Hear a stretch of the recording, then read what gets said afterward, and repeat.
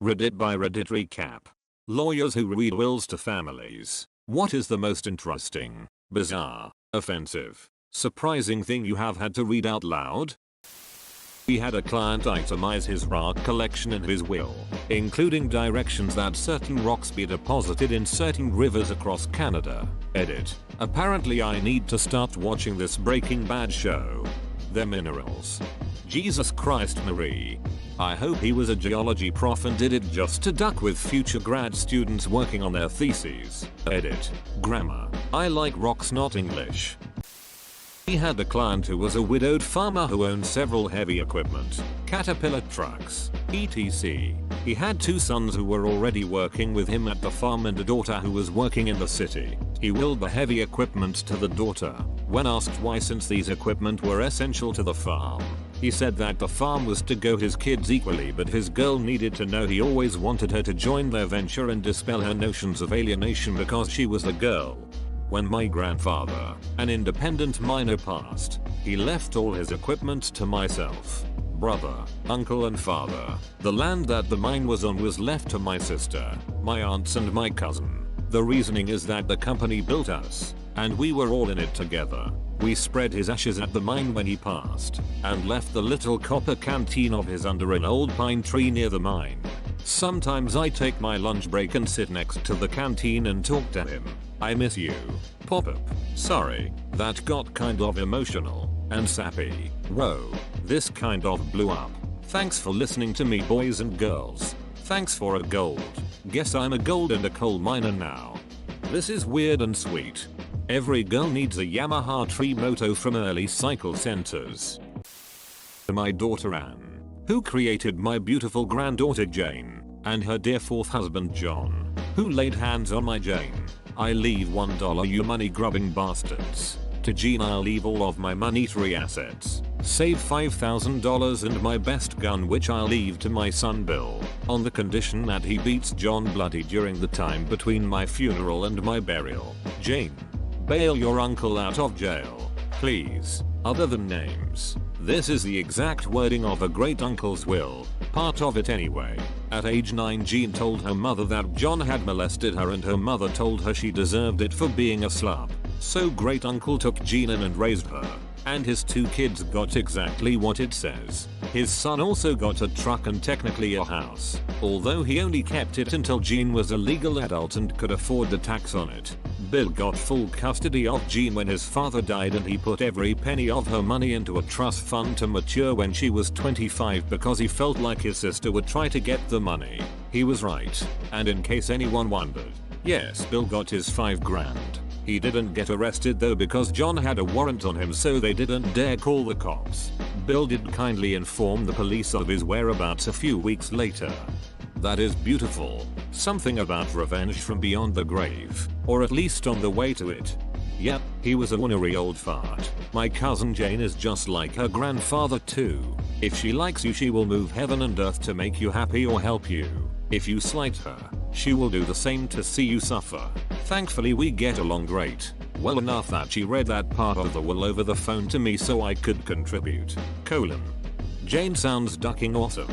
Buy Jane a drink and some cupcakes for me. Dear, my first not me but a friend post. Someone had left an entire golf course that he owned and managed in secret to his son. They were avid golfers, but always went to another course. I still don't know why someone would lie about owning a golf course. Some people like surprises. I'd be thrilled if my dad had been hiding a golf course from me for all these years as a big reveal when he died.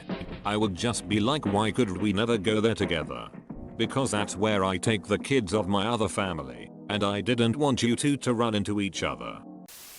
I once had to tell the son of the deceased that his mother's priceless boy with apple painting was willed to a hotel concierge. Edit. Spelling.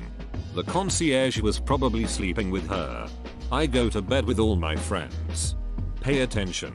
Prevail. And I'll tell you the tale of a lodging and lobby as fine as can be. Of a last will and testament destined to fail.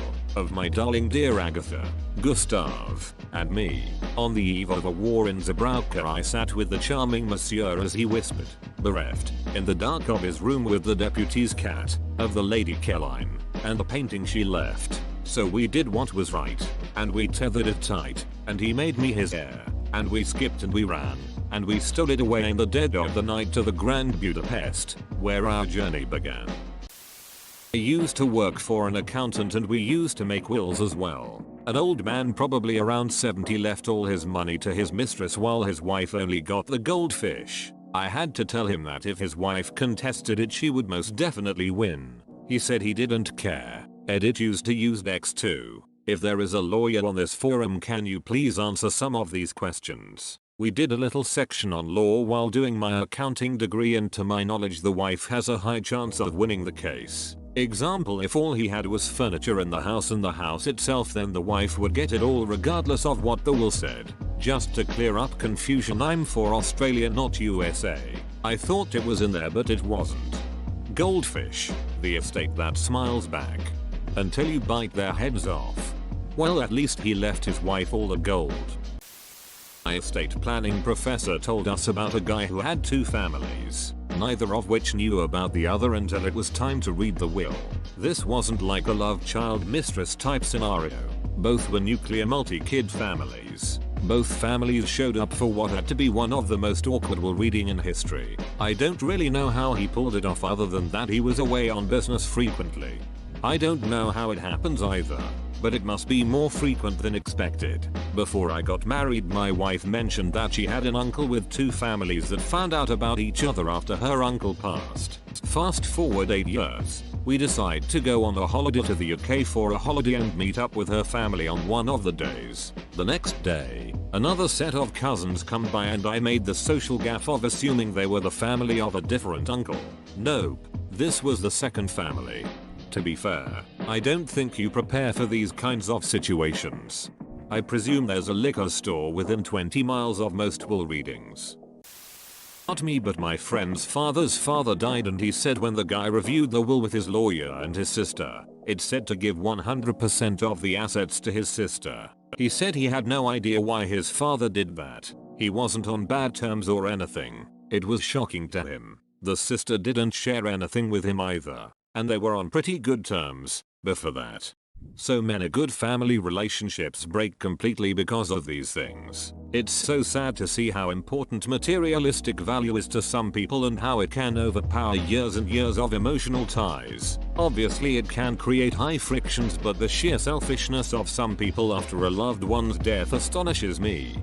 My mother doesn't talk to her brother anymore because of this. Towards the end of my grandmother's life, she started to develop dementia. My uncle took advantage of this and brought her to an estate attorney to change her will. All of her assets were left to him. I didn't even care about getting money. I just wanted the family recipes that she may have written down. He wouldn't even give me that. Last I heard through the grapevine from relatives, he got married and got a new job. I don't want to wish any ill on him, but it's hard to not feel bitter when he's enough of a dong to not even give his only niece goddaughter recipes he won't even use. You can have some of my family recipes. It's not the same, but if you like Italian food and cake, edit. Okay, you guys want recipes? I've got them. Give me a few days to type everything up, and I'll post them. I'm also going to call my grandma and see if she's got anything good hidden away. Double edit. Gold. Row. Thanks. I've got 2 done already, but it's time to cook dinner now. Third edit. Okay, so basically this is fun, and I made a subreddit so we can all do this, since people have been saying they want to share too. My first post is up over on r/family recipes now.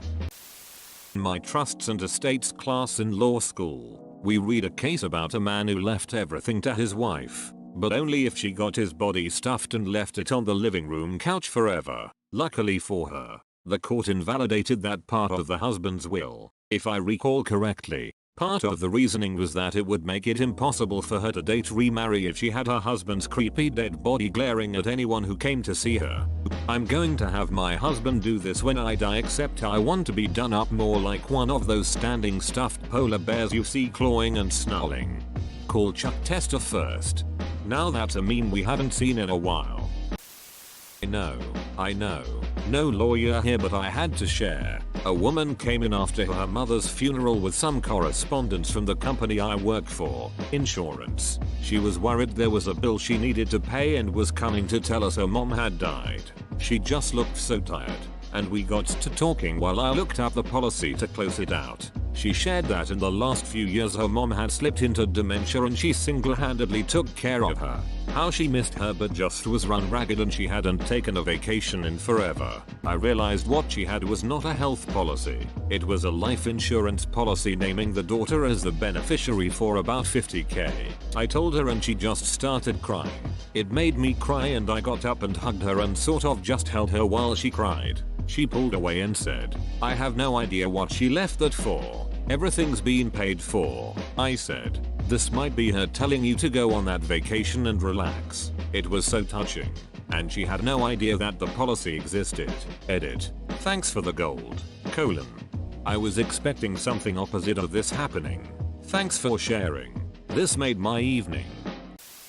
When I was a clerk in law school at the State Court of Appeals, the adult children of a rich woman tried to invalidate the will. Basically, the woman was worth about $8 million and all the children were working professionals earning 6 or 7 figures. Well, the woman had used the same hairdresser for multiple years and left a considerable amount in a trust for the hairdresser's children's education. The remainder of the estate was given to different charities. Basically, the kids were mad they didn't get a cut. Edit. A lot of people asking how it turned out. Truth is, I don't know. We remanded on some procedural issues and I never followed up on it. Haha. Didn't get a cut. I see what you did there. She left her entire shavings to the hairdresser and others. Edit. And my highest rated comment is a pretty bad pun. Slow down there, Sean Connery. Lawyer here. I once amended a will for a doctor in which he disinherited his son by removing everything he had intended to bequeath and replacing it with a manure spreader. I didn't ask any questions because changing a will is an easy thing to do. But one day, the doctor will die and his son will have essentially be told to eat shit. Best comment of the day. After my grandma died, a lawyer held a meeting with the whole extended family. All her 8 sons, one being my dad, all their wives and kids. We were around 50 there. Everyone got something till the last item on the list came. My great-great-grandfather's golden pocket watch. The same bloody item most of my family had been drooling over for months. Truly the most toxic behavior I have ever seen. In one sentence, about 40 members of my hated me. It's not my fault I'm the only one that bothered to visit her. I miss you, Grandma. You were a stellar lady.